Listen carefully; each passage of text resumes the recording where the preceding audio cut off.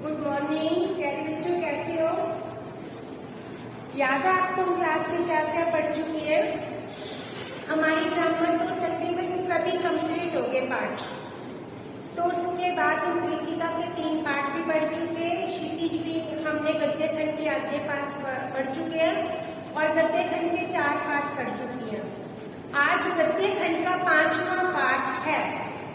कौन सा है? एक कहानी यह भी। पाठ का नाम क्या है? एक कहानी यह भी। और लेखिका कौन है? मनु भंडारी। लेखिका ने अपने जीवन की कहानी को कहानी का एक भाग बताया, अपने आत्मकथ्य के बारे में लिखा, अपने जीवन के बारे में, अपने पिता के बारे में, अपनी माता के बारे में, अपने बहन भाइयों के बारे में और एक शीला अग्रवाल अध्यापिका के बारे में लिखा, जिनका उनके जीवन पर गहरा प्रभाव पड़ा। तो बच्चों, आज हम यही पाठ पढ़ेंगे। अपनी पुस्तक खोलो, पाठ नंबर 14, पाठ 14 निकालो सब बच्चे। पेंसिल हाथ में रखा करो बेटा। छोटे छोटे प्रश्न तो आप बुक में ही कर लिया करो। पाठ का नाम है एक कहानी यह भी। लेखिका कौन है? मनु भंडारी। मनु भंडारी का जन्म मध्य प्रदेश में हुआ था। मनु भंडारी कहानियां, उपन्यास लिखती थी और स्त्री मन की अनुभूतियों की अभिव्यक्ति ज्यादा करती थी।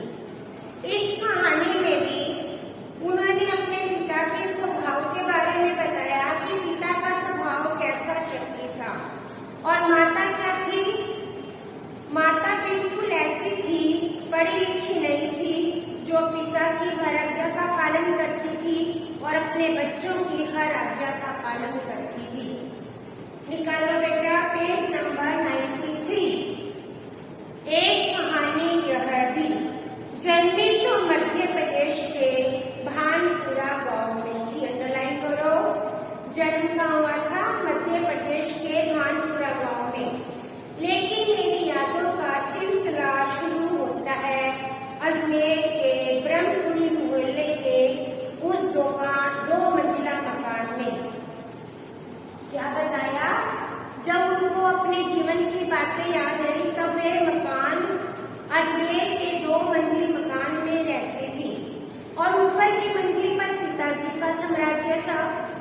अर्थात ऊपर की मंजिल पर उनके पिताजी अपना काम करते थे। जहाँ वे निहायत अव्यवस्थित ढंग से बिखरी हुई पुस्तकें, पत्रिकाओं, अखबार या कुछ पढ़ते रहते थे या डिक्टेट करते रहते थे।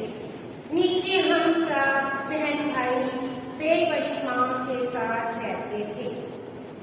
बेपड़ी माँ, व्यक्तित्व विहीन माँ, सवेरे से शाम तक भाई बहनों के साथ इच्छाओं को पूरा करती, पिता की आज्ञा का पालन करने के लिए सदैव तत्पर रहती थी। तत्पर, तैयार। अजमेर से पहले पिताजी इंदौर में थे। कहाँ थे? इंदौर में, जहाँ उनकी प्रतिष्ठा थी, सम्मान था, नाम था। कांग्रेस के साथ साथ वे समाज सुधार के कार्यों में लगे रहते थे। शिक्षा को केवल उपदेश ही नहीं देते थे, बल्कि 8-8, 10-10 विद्यार्थियों को अपने घर पर पढ़ाते थे। कौन? लेखिका के पिताजी। जिनमें से कई ऊंचे ऊंचे पदों पर चले गए, अर्थात उनके बढ़ाए हुए बच्चे ऊंचे ऊंचे पदों पर काम करने लगे। उनके खुशहाली के दिन थे। उन दिनों उनकी दरियादिली के चर्चे कम नहीं थे। इसके पिताजी थे। एक और वे बेहद कोमल, संवेदनशील व्यक्ति थे, दूसरी ओर बेहद क्रोधी और अहंवादी, अहंकारी, जिसको अपने पर घमंड हो। ये पिताजी की विशेषताएं आई है। नंबर 1 दरियादिल, नंबर 2 कोमल, नंबर 3 संवेदनशील, नंबर 4 क्रोधी और नंबर 5 अहंवादी। पर सब कुछ मैंने सुना, देखा। इन दोनों के भग्नावेश के ढूंढते, भग्नावेश पिताजी थे एक बहुत बड़े आर्थिक झटके के कारण वे इंदौर से अजमेर आ गए, जहाँ उन्होंने अकेले के बलबूते हौसले से अंग्रेजी हिंदी शब्दकोश के अधूरे काम को आगे बढ़ाया। इस तरह पहला और अकेला शब्दकोश था। इसने उन्हें यश और प्रतिष्ठा को खो दी और अब नहीं। उनकी आर्थिक स्थिति ने व्यक्तित्व के सारे पहलुओं को निचोड़ना शुरू कर दिया, अर्थात उनकी आर्थिक स्थिति बहुत ज्यादा गिर गई। सिक्योरिटी आर्थिक स्थिति के कारण अधिक विस्फारित उन्होंने हम इस तरह अनुमति नहीं देता था। वे कम से कम अपने बच्चों को तो अपनी आर्थिक व्यवस्थाओं का भागीदार बनाए, अर्थात अपने उसके पिताजी बच्चों को कोई बात नहीं बताते थे।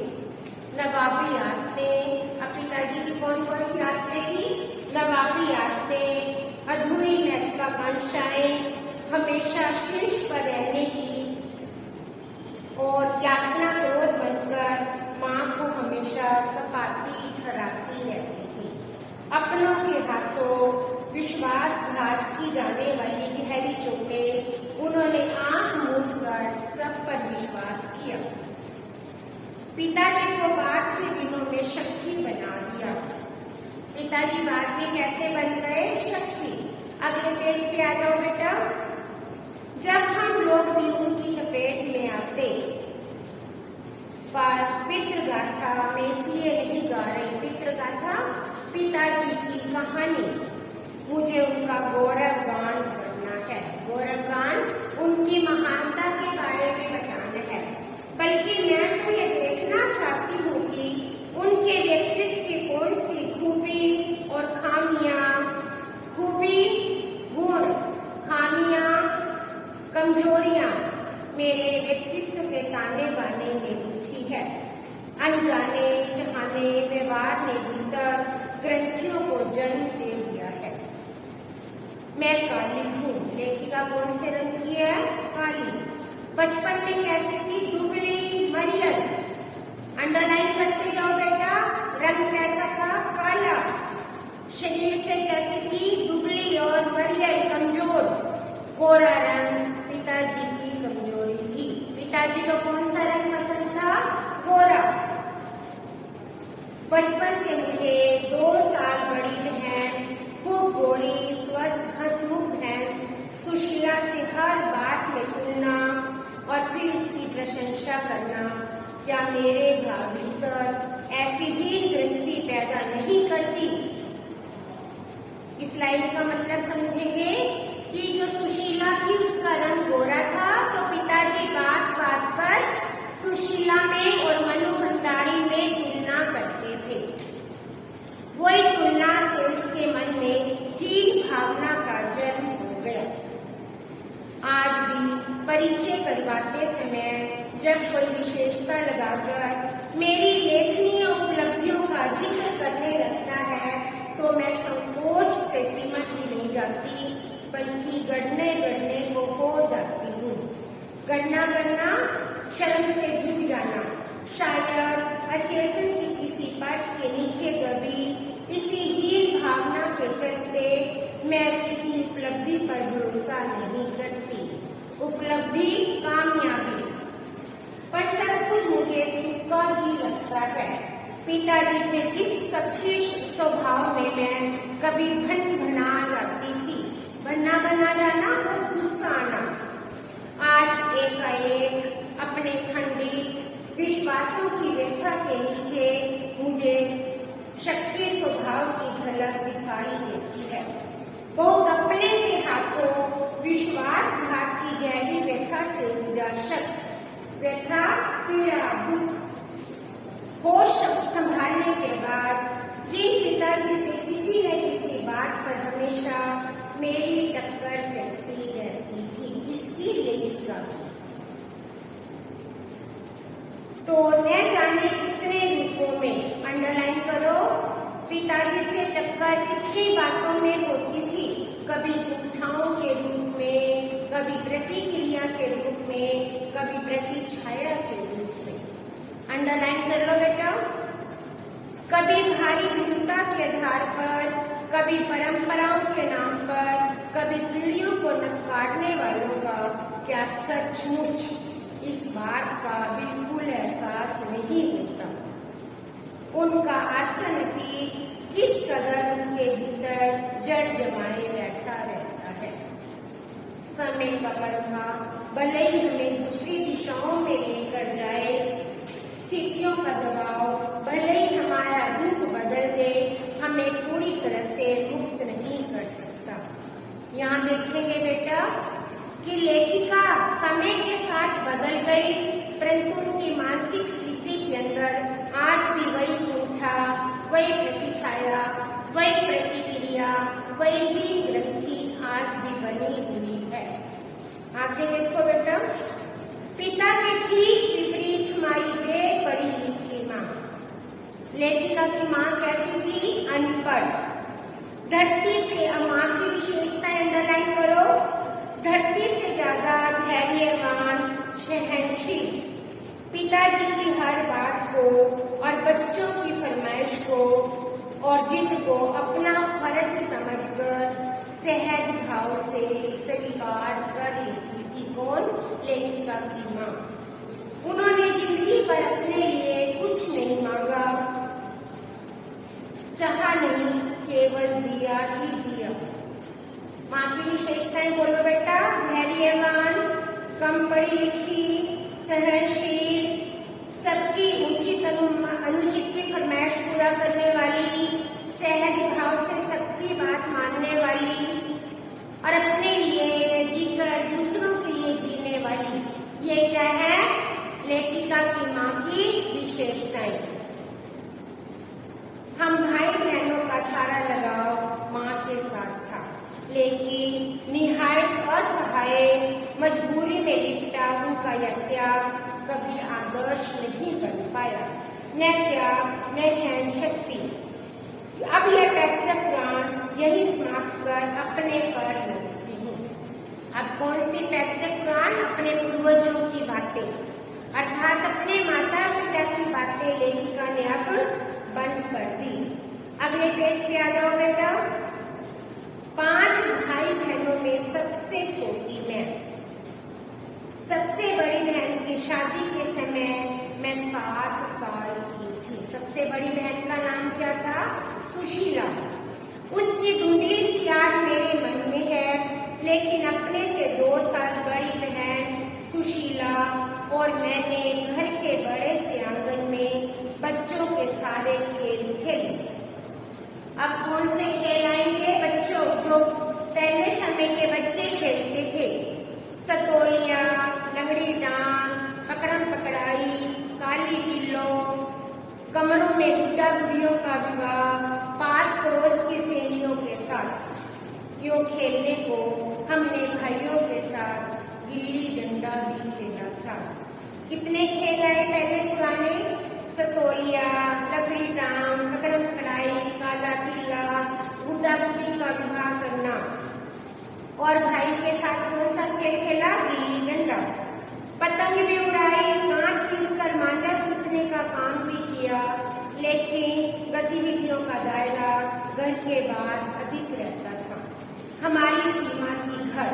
हाँ, इतना जरूर था, उस जमाने में घर की दीवारें घर तक समाप्त नहीं होती थी। क्या मतलब है कि पुराने समय में बच्चे पड़ोस में, घर में, गली में बाहर घूमने खेलते थे।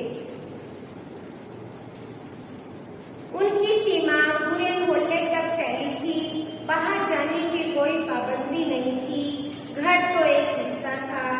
आज तो मुझे बड़ी शिद्दत के साथ महसूस होता है, अपनी जिंदगी खुद जीने के इस आधुनिक दबाव ने महानगरों के फ्लैट में रहने वाले लोगों की परंपरागत पड़ोस कल्चर से विच्छिन्न करके हमें संकुचित, असहाय, असुरक्षित बना दिया है। अब बेटा यहाँ पर किसका अंतर बताया?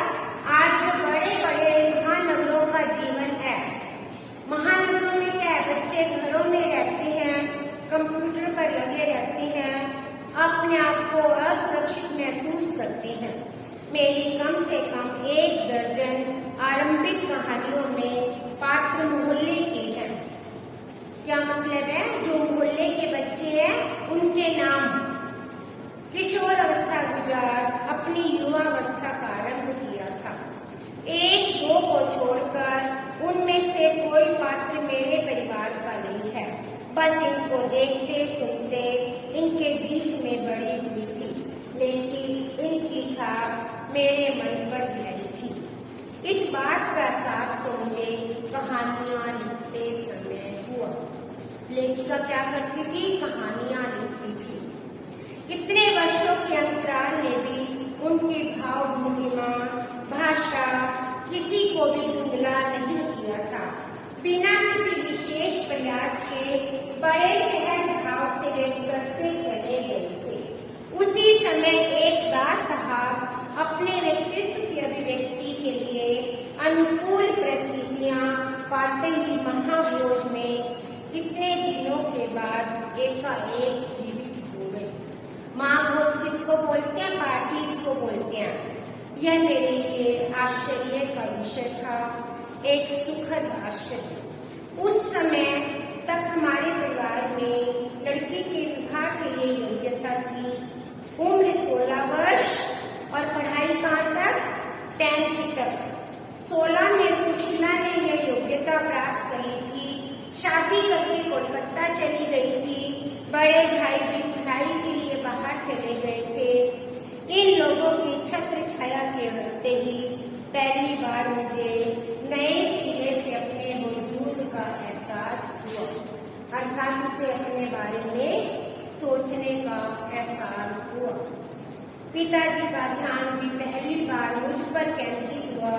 लड़कियों को जिस उम्र में स्कूली शिक्षा के साथ साथ सुगर गृहिणी, कुशल पाक शास्त्री खाना बनाना नुस्खे जुटाए जाते थे, पिताजी का आग्रह रहता था कि मैं रसोई से दूर रहूं। लेखिका के पिताजी क्या चाहते थे? लेखिका रसोई के कामों से दूर रहे। रसोई को वे भटियार खाना कहते थे। भटियार खाना किसे बोलते हैं? जहां हर समय खाना बनता है और भट्ठी जलती रहती है। उनके हिसाब से वहां रहना हमारी क्षमता प्रतिभा को भट्ठी में झोंकना था। घर में आए दिन राजनीतिक पार्टियों के जमावड़े होते थे, जब कर बहसें होती थी। अगले पेज पे आ जाओ बेटा। बहस करना पिताजी का प्रिय संगत था, स्वभाव मतलब। चाय पानी नाश्ता देने जाती तो पिताजी मुझे वहीं बिठा देते थे। वे चाहते थे कि मैं बैठूं, सुनूं, जानूं देश में चारों ओर क्या हो रहा है। देश में हो रही कितना कुछ। सन 42 मतलब 1942 के आंदोलन के बाद सारा देश खोल रहा था। आपको पता है 1942 का आंदोलन कौन सा था? भारत छोड़ो आंदोलन, जिसमें भारतीयों ने अंग्रेजों को मजबूर कर दिया था भारत छोड़ने के लिए। लेकिन विभिन्न राजनीतिक पार्टियों की नीतियां, उनके आपसी विरोध, मतभेदों को तो मुझे दूर दूर तक समझ नहीं थी। हाँ, क्रांतिकारियों, देशभक्त शहीदों के रोमानी आकर्षण, उनकी कुर्बानियों से दूर मन आक्रांत रहता था, आक्रांत भयभीत। आज बेटा हम यहीं तक पढ़ेंगे। पेज नंबर 96 के स्टार्टिंग तक पढ़ा है हमने। आप बेटा इस पाठ को एक बार खुद पढ़ना। इसमें अभी तक आपने माता पिता के स्वभाव के बारे में, पिताजी की आर्थिक स्थिति के बारे में और लेखिका की माता के बारे में, भाई बहनों के बारे में और सुशीला के बारे में जाना। तो अगली कक्षा में हम आगे पढ़ेंगे। तब तक बेटा आप सब लोग एक बार खुद पढ़ेंगे और अभ्यास कार्य हम बाद में करेंगे। तो आप सब बेटा अपना ध्यान रखेंगे, कार्य समय पर करेंगे, माता पिता का कहना मानेंगे और अपनी सफलता के लिए खुद सीढ़ियां बनाएंगे और उस पर चढ़ेंगे। और आप सबका धन्यवाद।